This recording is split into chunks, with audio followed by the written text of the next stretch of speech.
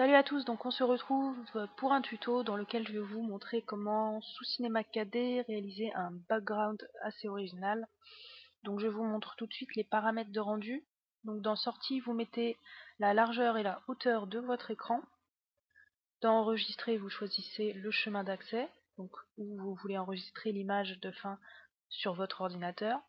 Le format JPEG. Dans anti-aliasing, vous mettez au mieux.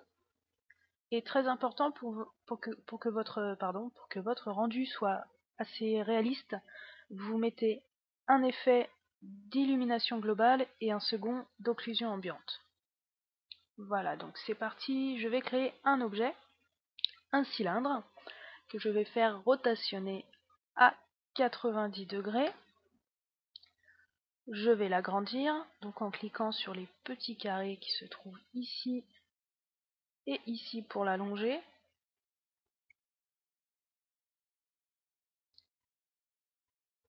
Voilà.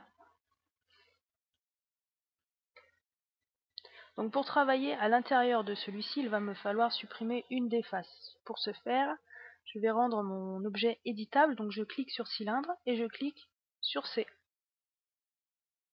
Maintenant que je peux l'éditer, je vais sélectionner l'outil face ici et dans sélectionner, sélection de remplissage. Je viens sélectionner la surface à supprimer et je clique sur supprimer. Voyons maintenant l'intérieur de ce cylindre. Donc je vais créer tout de suite mon matériau pour la couleur lumineuse. Donc je double-clique ici, je redouble-clique dessus. Je viens supprimer la couleur et la spécularité et j'applique une luminescence d'une intensité de 200% et je lui applique une légère couleur. Ici je vais mettre du bleu. Donc pour sélectionner maintenant les parties qui seront lumineuses, je viens cliquer ici et en restant appuyé sur Shift, donc essayez de vous mettre voilà comme ça. Donc en cliquant et en restant appuyé sur Shift, je viens sélectionner les parties que je veux rendre ensuite lumineuses.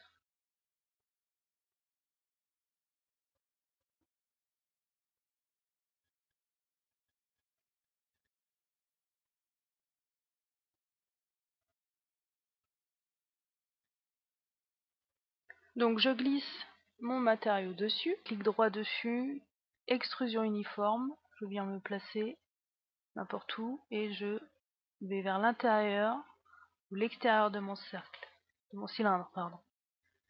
Et là, je vais aller vers l'extérieur.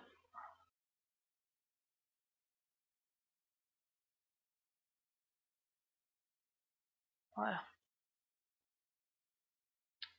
Je vais maintenant créer un nouveau matériau pour la couleur du fond, du disque du fond. Donc ici, je vais mettre un bleu.